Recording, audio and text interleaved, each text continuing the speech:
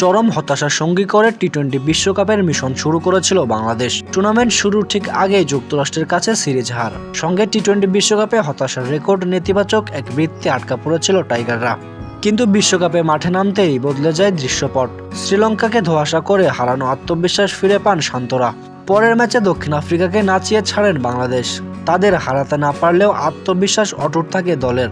Group পর্বের অন্য দুই ম্যাচে নেদারল্যান্ডস এবং নেপালকে হারিয়ে অনেকটা হেসে খেলে কাটে সুপার 8-এর টিকিট। এবার শুরু আসল চ্যালেঞ্জ। সুপার 8-এ কোনো সহজ প্রতিপক্ষ নেই বাংলাদেশের জন্য।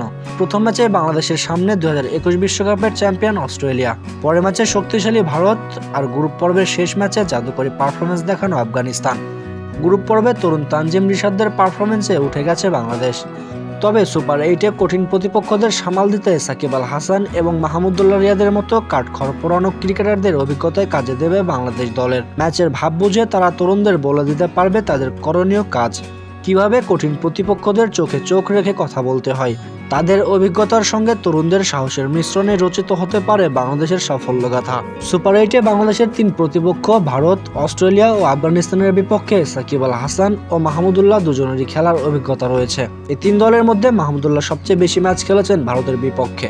অন্যদিকে তিন দেশের মধ্যে ভারতের বিপক্ষে সবচেয়ে কম ম্যাচ খেলেছেন সাকিব আল হাসান। তবুও যে বিশ্ব ক্রিকেটে সাকিব মাহমুদুল্লাহর পারফরমেন্সই উজ্জ্বল করেছে বাংলাদেশকে।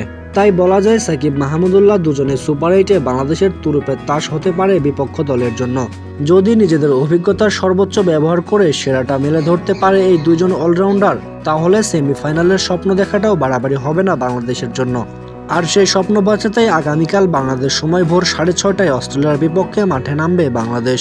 গ্রুপ পর্বের মতো সুপার 8-এও নিজেদের পারফরমেন্স বজায় রাখবে বাংলাদেশ, সেই প্রত্যাশাই রইল বাংলাদেশের জন্য।